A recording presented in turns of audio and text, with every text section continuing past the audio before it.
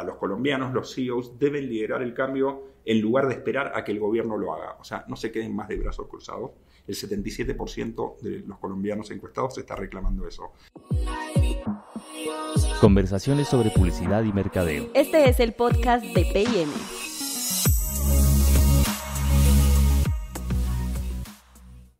Bienvenidos al 28º episodio del podcast de P&M, Conversaciones de publicidad y mercadeo. Mi nombre es Gabriel Pineda, director de contenidos de P&M. Me acompaña, como siempre, Felipe Bustos en la realización.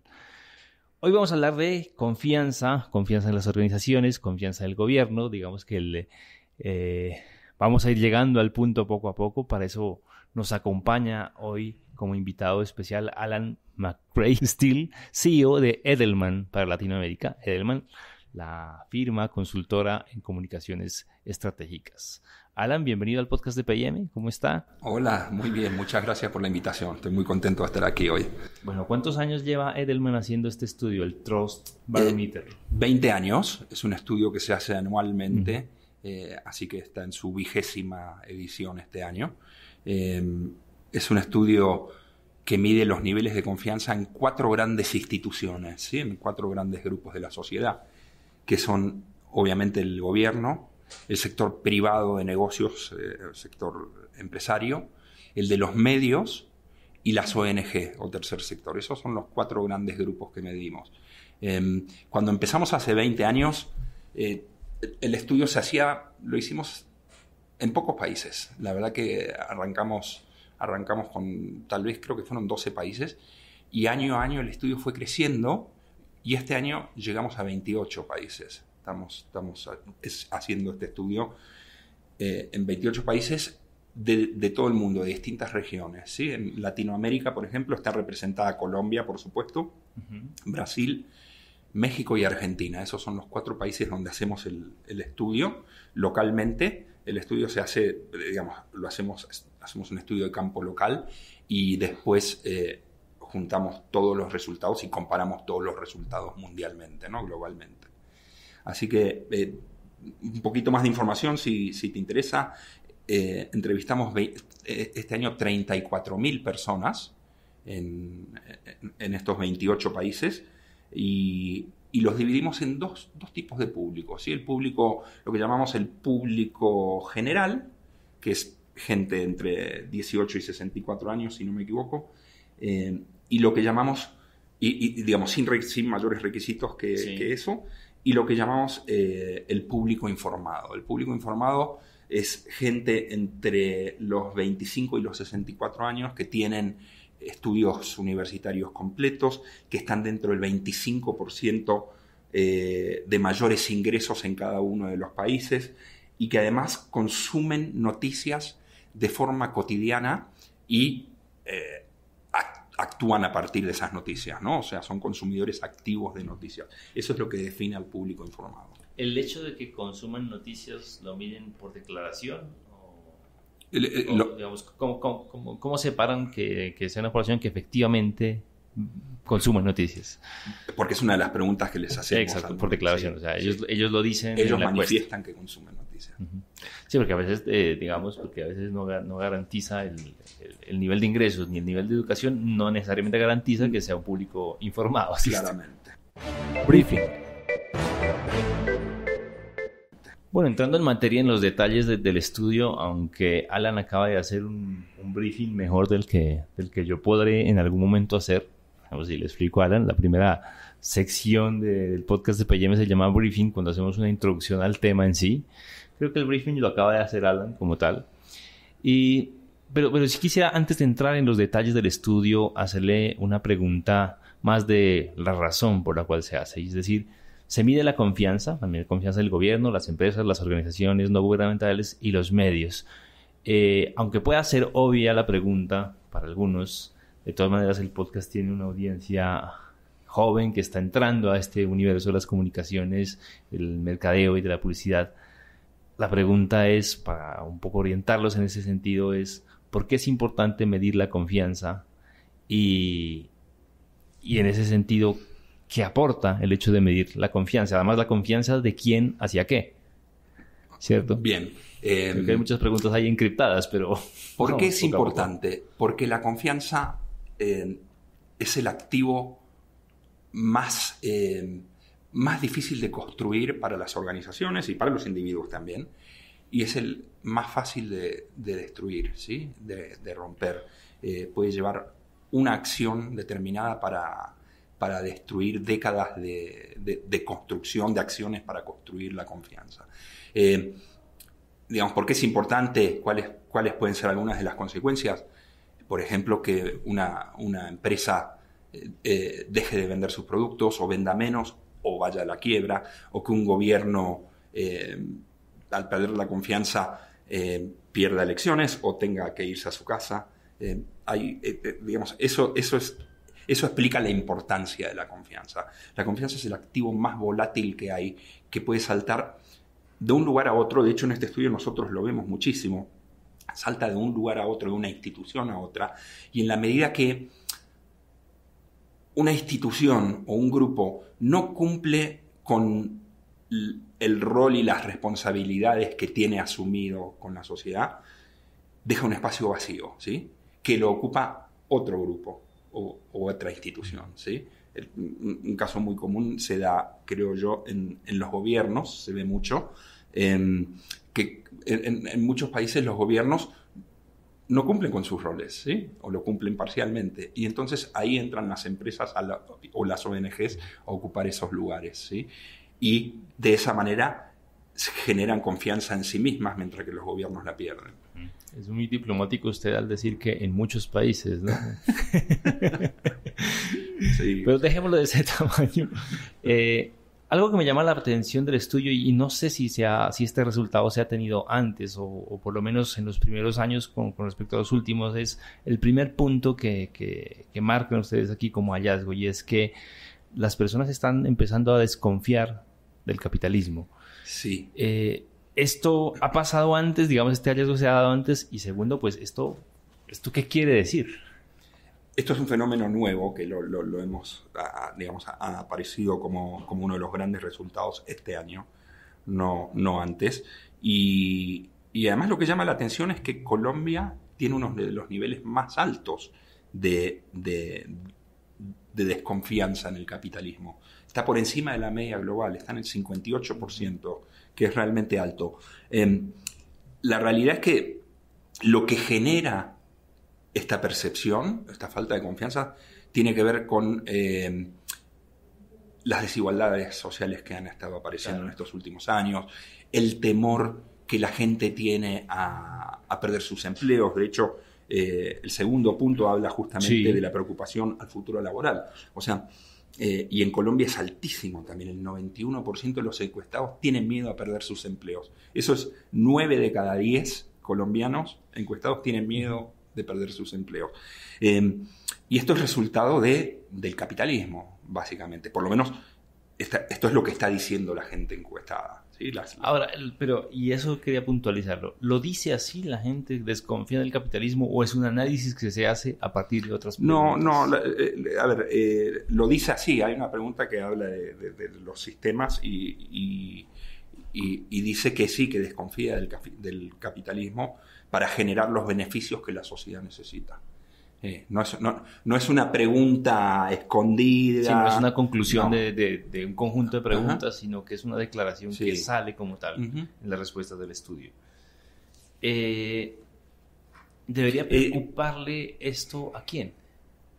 Principalmente a los líderes de todos los niveles y de todas las instituciones de nuestra sociedad.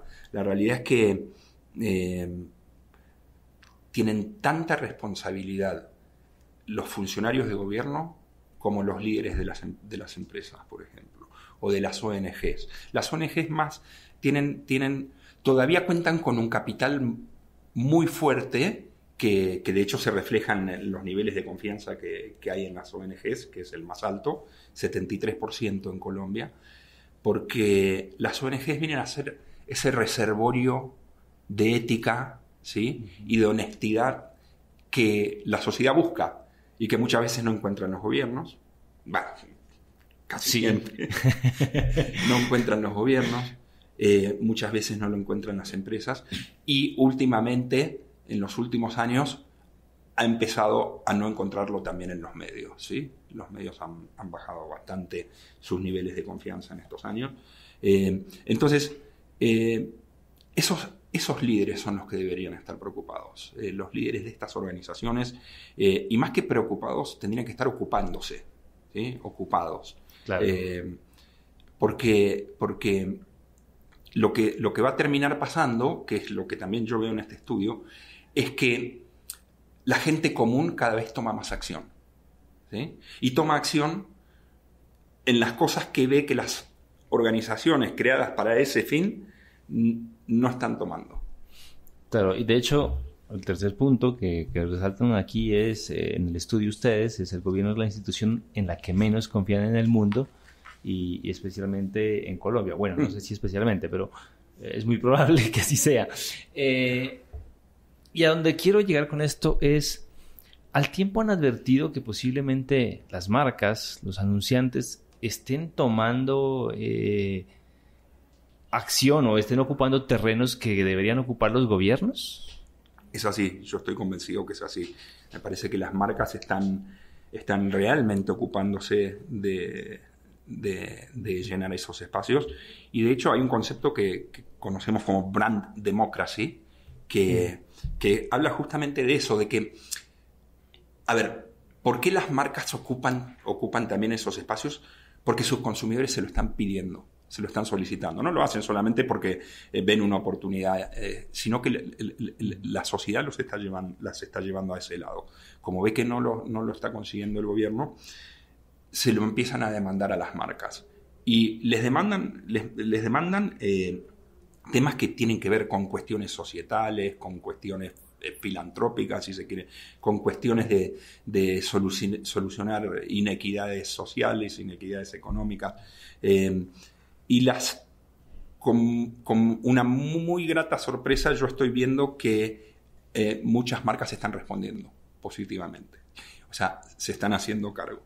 Y la verdad que creo que es bastante sano porque esto lo que hace a la vez es poner en evidencia a los gobiernos, principalmente, que son los que tendrían que estar ocupándose de estos temas, ¿sí? Sí, aunque de hecho en parte lo ha respondido, pero sí quería ahondar un poco en el análisis de lo que esto implica, es decir, porque hay una crisis institucional, el gobierno, según la percepción de los ciudadanos, no resuelve las necesidades, esas necesidades las entran a resolver las marcas.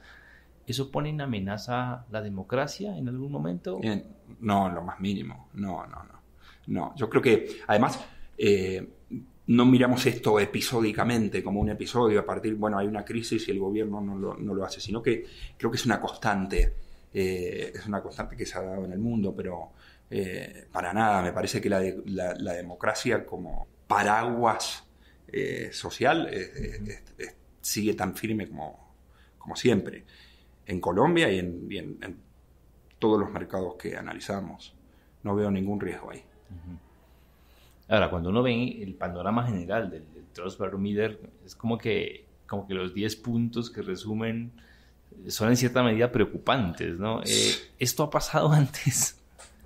Sí ha pasado antes. La verdad es que no es nuevo. Te diría que tal vez en los últimos 5 años seguro, el mundo se volvió más escéptico, mucho más escéptico. O sea, pasó de ser por lo menos el universo de nuestros encuestados, era un universo que tenía niveles de confianza aceptables en sus instituciones. Cada año fue bajando un poco más, algunos años muy marcadamente. Donde más vimos las caídas fue en gobierno, obviamente, y en medios últimamente, pero no es un fenómeno nuevo, que el mundo se está volviendo más escéptico y que descree de sus instituciones y por lo tanto descree de todas las acciones y consecuencias que se generan del accionar de las instituciones, ¿sí? Se dan temas como por ejemplo la calidad de la información, ¿sí? o la utilización de información falsa como arma, como herramienta, ¿sí? Que pueden hacer los medios, que pueden hacer, organizaciones de cualquier tipo, y cómo las consumimos nosotros y las damos por buenas, sin validación, sin la suficiente validación. Y después terminamos enterándonos que son noticias falsas y que básicamente son fake news.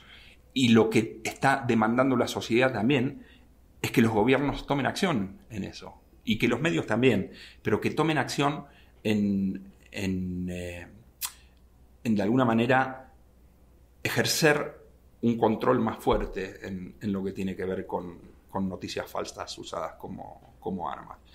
Y el otro punto donde se da muy fuerte la desconfianza en algunos sectores, puntualmente en gobierno, tiene que ver con la tecnología, ¿sí? O sea, hoy la percepción es que la tecnología se está adueñando de todo. O sea, está fuera de control. Va tan rápido, es completamente dinámica. No la podemos, la corremos de atrás, siempre la corremos de atrás. ¿Y qué es lo que está pasando? Que los gobiernos la corren todavía más atrás en cuanto a regularlas, principalmente. Sí, y en Colombia hemos sido muy testigos de eso. Sí, y encontramos unos vacíos de todo tipo, vacíos legales, vacíos de uso, tremendos, y no estamos respondiendo con la suficiente celeridad. Y es un desafío muy, muy grande, porque esto lleva justamente a que se generen ámbitos para no poder chequear información, no poder chequear noticias, que se puedan usar medios cada vez vehículos más variados y más instantáneos para transmitir información, que realmente lo hacen muy complicado. Y de vuelta, los que tienen que estar regulando esto no están reaccionando a tiempo. ¿Y cuál es la esperanza de las personas en cuanto a eso? Es decir, hay preocupación, hay la percepción de que la tecnología está fuera de control, pero el usuario o las personas, ¿qué esperan? ¿Y qué esperan de quién?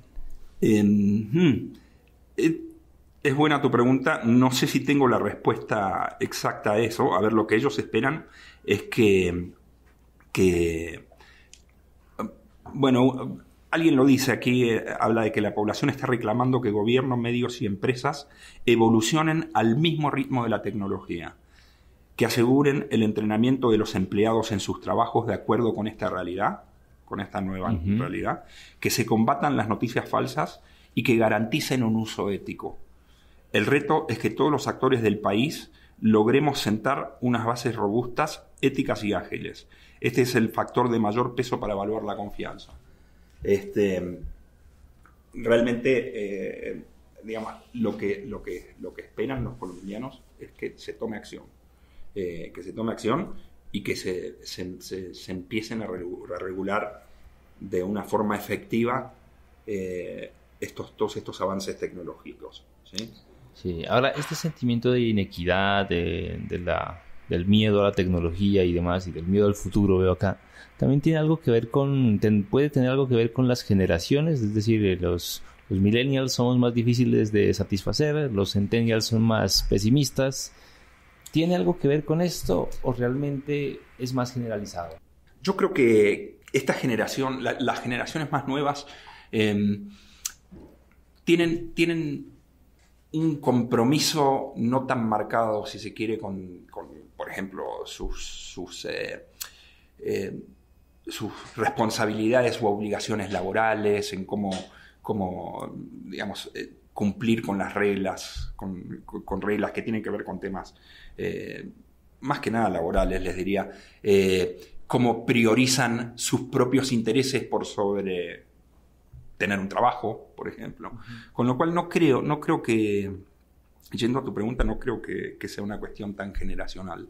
De hecho, a ver, una de las conclusiones es la preocupación por el futuro laboral. Sí. Yo creo que las generaciones más jóvenes no lo tienen, o no la tienen tan marcado como la puedo tener yo, la puedes tener tú, o sí. Creo que nosotros tal vez estamos más preocupados por eso que nuestros hijos, posiblemente. De hecho, yo por ejemplo, yo tengo mis hijas no tienen 22 y 20 años. Ya, como Felipe acá. Y no se ven tan preocupados. No tienen en el radar ninguna preocupación. Ninguna preocupación. Y es más, conozco gente, me ha pasado también en mi trabajo, gente que ha venido a trabajar, a los 3 días no le gustó y se fue. No creo que venga por el lado generacional. Pero para las personas de mediana edad, de esa preocupación. Sí, estoy seguro. Y de hecho acá está, en los resultados, volviendo a lo que hablábamos antes, el 91% de los colombianos encuestados tienen miedo a perder su trabajo. Es muchísimo. O tienen preocupación por el futuro laboral. Y las razones también tienen que ver, tal vez con esto que decís vos, que las generaciones más grandes. Por ejemplo, entre las razones para este temor están digamos, la aparición mayor de freelancers, prestadores de servicios, los inmigrantes que ingresan a Colombia y reciben menor paga, la recesión inminente, competidores extranjeros con mejores precios, la falta de habilidades o entrenamiento, la automatización, o sea... la automatización sí que es un temor que la gente incluso lo menciona todos los días, ¿no? Ajá, sí. En la calle. Y se han preguntado por ese factor que se denomina hoy obsolescencia laboral, o sea, ese miedo a que si cumplo 40 años ya no tengo opciones de cambiar de empleo, ya tengo que asegurar lo que tengo. A ver, no es una pregunta que hayamos incluido aquí. Te puedo decir que seguramente sea, en el mundo de hoy, sea un pensamiento cada vez más recurrente y cada vez más grande, ¿sí? Que la gente se hace. La realidad es que vos dijiste 40, yo te digo 50 también. Sí, cada uno pone números, eso es parte de ahí, sí. O sea, reinsertarte hoy día laboralmente es cada vez más desafiante. Con lo cual estoy seguro que digamos, ante una pregunta así, la respuesta sería esto que mencionabas vos. Ahora, bueno, hay un tema que hacemos una pausa para tomar agua. ¿Por qué no? Lo veo como...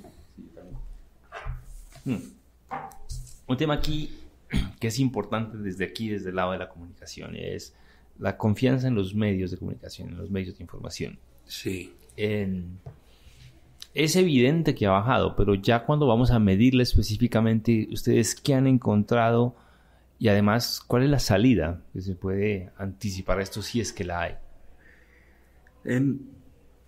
Lo que encontramos es principalmente una gran preocupación por el tema de las noticias falsas o el manejo de la información.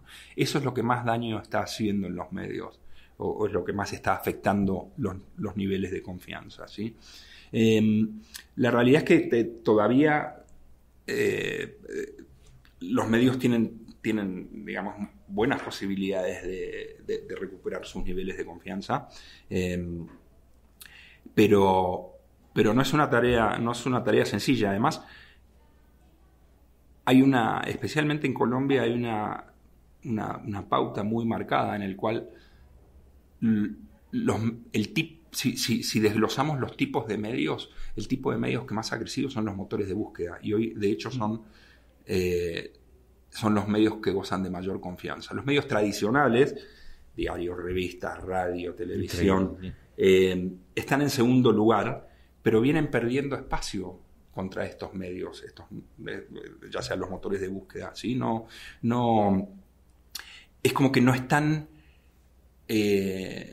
aprendiendo de lo que viene pasando, porque no es algo nuevo, no es algo que este año los medios cayeron, sino que vienen con una tendencia. Venimos en 10 años. Sí. Pero ahora, eso es una contradicción en sí mismo, ¿no? Porque un motor de búsqueda no tiene por su naturaleza resolver necesidades además de información ni servirle al ciudadano. De pronto necesidades de información sí, pero en cuanto a lo que busca por tendencia, no por lo que necesita. Tenés mucha razón y además, es más, te agrego algo a ese comentario, que es que los motores de búsqueda a lo que te van a llevar posiblemente es a un medio tradicional. Porque, vas a terminar leyendo una nota de un periódico, de un diario, una revista, ¿sí? O sea, el medio, el motor de búsqueda es más un vehículo para llegar a... pero bueno, así lo dicen los encuestados y hay que creerles. Pero, de vuelta, los medios tradicionales creo que tienen un largo camino por delante, principalmente en la administración o en el manejo de la información. En Agenda, lo que la industria pregunta.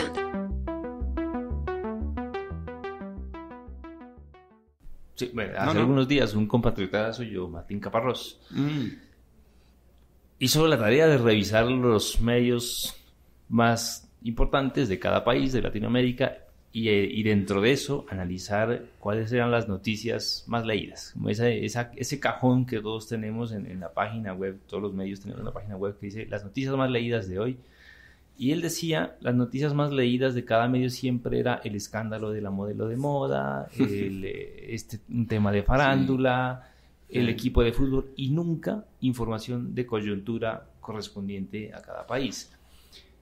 El usuario está leyendo y está buscando esa información y en muchos casos el medio o los medios están, al notar eso, están trabajando en función de explotar ese rating y de decir, pues si eso es lo que buscan, eso es lo que producimos y se está produciendo, digamos, como una caída en la cantidad de información y de profundidad de información de coyuntura.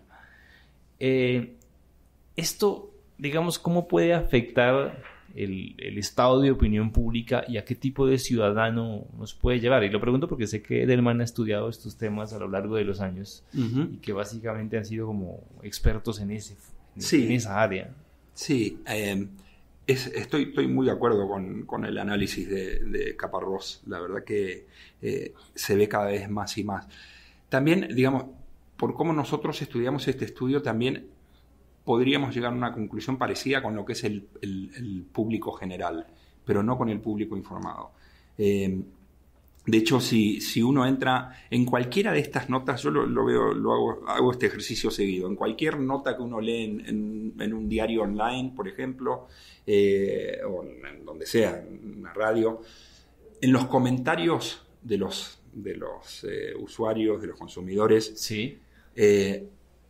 Recurrentemente veo que dicen que importante esta nota, o sea, un sarcasmo en las notas que están cubriendo. Sí. Dicen, veo que están cubriendo esto y no el coronavirus, o sea, los temas de coyuntura importantes que no están. O sea, los mismos consumidores se lo están reclamando a los medios cada vez más. Pero pareciera que no lo están escuchando. También hay algo que es muy cierto. A ver, el rating siempre fue el objetivo para muchos medios, o las ventas de diarios o de revistas. Y bueno, lo que más vende hoy es este escándalo y esta farándula y demás. Pero, de vuelta, sí creo que los consumidores se lo están haciendo notar a los medios. Le están levantando la tarjeta amarilla. Y que es hora de devolverse los principios en ciertos sentidos. Dejar de trabajar un poco por el rating y más por lo que la comunidad necesita, aunque no sepan que lo necesita, ¿no? Que así fue que nació el periodismo. Sí, pero y por informar además. O sea, se tienen que preocupar por informar, ¿sí? Hoy, de hecho, los colombianos sienten que los medios, el 70% de los colombianos siente que los medios que consumen están contaminados con información poco confiable. O sea, 7 de cada 10 colombianos dicen que la información que leen en los medios no es confiable, o poco confiable. Y 8 de cada 10, o sea, el 80%, están preocupados que la información falsa o las noticias falsas sean usadas como un arma. O sea, para llegar a ese nivel de desconfianza, hay que hacer algo, o sea, hay que cambiar algo, definitivamente. Y lo que para mí hay que cambiar es cómo se trata la información, ¿sí? O sea, la calidad de la información, lo que mencionabas vos antes de ocuparse de temas coyunturales, el chequeo de la información. Y vos sabés que en el estudio antes lo medíamos, este año no lo vi, pero el uno de los resultados decía que un consumidor de noticias tenía que escuchar, ver, leer una misma noticia 7 veces, o sea, de distintas fuentes, para tomarla como una noticia fidedigna, como una noticia de verdad. 5 a 7, o sea, lo tenía que escuchar de mi compañera de universidad o mi compañero de trabajo, de leerlo en un diario, de escucharlo en la televisión, de leerlo, de escucharlo en un podcast, o si eso no ocurría, por ahí yo no le daba entidad a esa información. Dice, la credibilidad hoy es más difícil de lograr. Yo lo que creo, ya te digo, no lo vi en este estudio, pero me parece que estamos consumiendo noticias falsas sin validarlo, digo los consumidores, sin validarlo como lo validábamos antes, ¿sí? No sé si es por la inmediatez de la noticia, por el escándalo, por la razón que sea. Estamos... En mi país decimos que consumimos pescado podrido, ¿sí?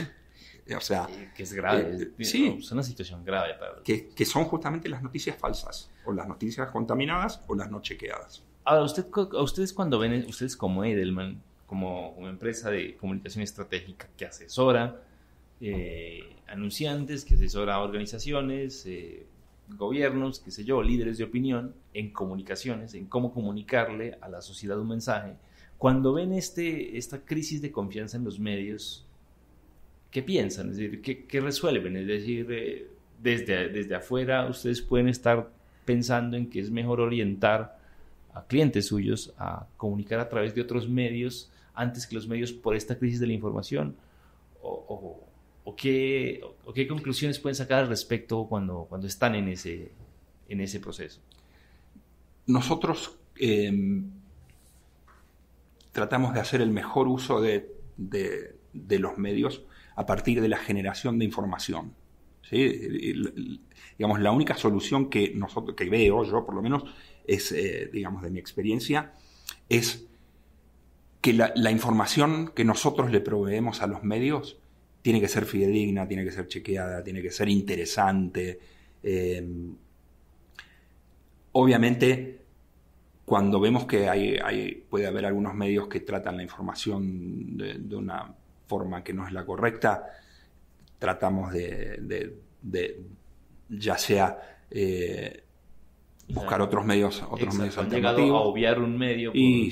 O de buscar medios alternativos, aunque también creemos que todos los medios tienen el derecho a tener libre acceso a la información, todos. No importa cómo la traten, la verdad es esa. Cómo traten la información, tienen que tener esa libertad de tener acceso. Después, cómo la traten, cómo lo publiquen, es un tema de ellos. Pero nosotros, nuestra responsabilidad es que esa información esté lo más chequeada, de vuelta, fidedigna, confirmada, atractiva para el consumidor posible.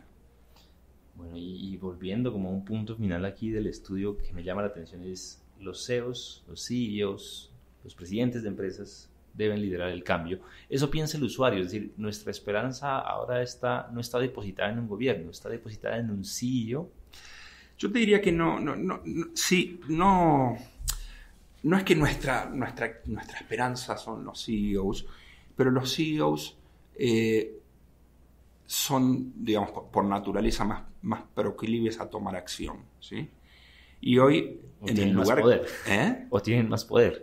O tienen más poder, puede ser, sí. Pero sí son generadores activos del cambio que la sociedad está reclamando. ¿Es por mérito propio o es por responsabilidad de los otros actores que no están cumpliendo esa función, como los funcionarios públicos de gobierno, por ejemplo? No te lo sé decir, pero sí te puedo decir que los CEOs están aceptando ese reto. Lo están tomando, lo están abrazando y lo están llevando como bandera. Y están preocupándose por instalar temas que motiven acción, que generen acción en un montón principalmente en temas que tienen que ver con inequidad social, en temas que tienen que ver con con acceso a bienes y servicios para más gente. Bueno, acá nosotros, de hecho, una de las preguntas que hacemos es, digamos, sobre qué tiene que opinar el CEO y sobre qué tiene que generar confianza. Y las principales áreas son el impacto de la automatización en los puestos de trabajo, con un 92%, el entrenamiento para los trabajos del futuro, o sea, innovación, adaptación al cambio, ellos tienen que liderar eso. El uso ético de la tecnología, importantísimo. Esto volvemos al punto anterior de la tecnología fuera de control. Ahora, eso es lo que piensa el usuario que deberían hacer, no, claro. No que estemos diciendo que nosotros que deban hacerlo. ¿Sí? Ajá, sí. Hay que hacer siempre la desigualdad en el ingreso. Los CEOs deberían ser, digamos, catalizadores para esa discusión. El cambio climático, la diversidad, la inmigración, todos esos son temas de los cuales se tienen que ocupar los CEOs, instalarlo en la agenda cotidiana, ¿no? de todas las sociedades. Y también que los CEOs, para los colombianos, los CEOs deben liderar el cambio en lugar de esperar a que el gobierno lo haga. O sea, no se queden más de brazos cruzados. El 77% de los colombianos encuestados está reclamando eso. No se queden de brazos cruzados. Pónganse al frente de esta pelea. El gobierno no lo está haciendo, así que háganlo ustedes. Sí. Como decía así antes una columnista aquí. Hagan algo, ¿no? Hagan algo. Bueno, la parte final del podcast de PM se llama El Confesionario. En este hacemos... No me avisaron. No, a nadie le avisamos, porque es que si les avisamos no vienen. Y casi todos ponen una cara como esa. Lastimosamente nunca tomamos las fotos, pero algún día lo haremos. Hacemos 3 preguntas para conocer mejor a nuestros invitados. De eso se trata el confesionario. El confesionario. Alan, le quisiera preguntar, lo primero es, ¿en qué cosas confía, en qué cosas desconfía de la vida cotidiana? ¿En qué confío? En las personas. Mucho. Te diría que es en lo que más confío, en la gente. ¿Qué desconfío? Desconfío mucho de la gente que está en el sector público. Muchísimo. Para mí, lo vivo mucho en mi país. Gente que ingresa a la función pública nada más que para hacerse rico y sin ninguna vocación social y política de servicio. ¿Cuál es la fake news que más le ha molestado, si recuerda alguna? O la que no quisiera la que más... Es antigua, ¿eh? Es antigua. No pasa nada, sí. El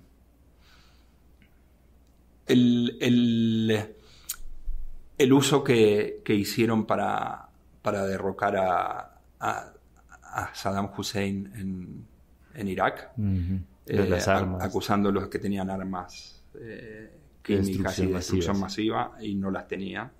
Y fue para mí el paradigma del fake news. Definitivamente. Sí, casi en el origen pues, de las fake news. ¿Cómo? Casi en el origen. Sí, que casi que fue ahí donde empezaron. Sí. Viendo el tema de situación laboral, ¿alguna vez ha tenido miedo de perder su empleo? Sí. Muchas veces. La verdad que, a ver, llevo 25 años trabajando en esta compañía. La mitad de mi vida. Sí, varias veces. Y aún así ha tenido miedo. Sí, a ver, lo que pasa es que a lo largo de tantos años se dan muchos cambios. Se dan cambios de todo tipo. Jefes nuevos, posiciones nuevas, geografías nuevas, ¿sí? Y todo eso genera en algunos casos puede generar, digamos, no sé si preocupación, pero incertidumbre de qué es lo que puede pasar. Así que sí, la verdad es que sí. Pero está exento de eso, sí, dígame. Pero te diría que era un temor más de joven. Claro, entiendo. ¿Y ha tenido y le tiene miedo al futuro en algún momento? No, para nada. No, miedo no. La verdad es que le tengo le tengo muchísimas ganas al futuro. Tengo muchas ganas de ser parte del futuro. Bueno, eso es una muy y de buena mi futuro. respuesta. Alan, muchas gracias por estar en el podcast de P&M. Hasta aquí llegamos. Finalmente, sí cumplimos 36 minutos, que aparte de lo que habíamos dicho que no íbamos a lograr, lo logramos. Bueno, te agradezco muchísimo. La verdad que la pasé muy bien y muy contento de poder compartir todos estos resultados y estas opiniones con ustedes. A ustedes quienes nos escuchan, recuerden que siempre pueden consultar, escuchar y volver a escuchar los episodios del podcast de P&M en Spotify, Apple Podcasts, Spreaker, eso en caso de que hayan llegado a través del video podcast de Facebook o YouTube, y que pueden suscribirse a nuestros episodios. Seguimos, la comunidad va creciendo, 7,000 oyentes ahora, y seguimos aumentando el número con cada uno de los episodios. Muchas gracias. Comparte este podcast, suscríbete a nuestro newsletter y conéctate con nuestras redes sociales.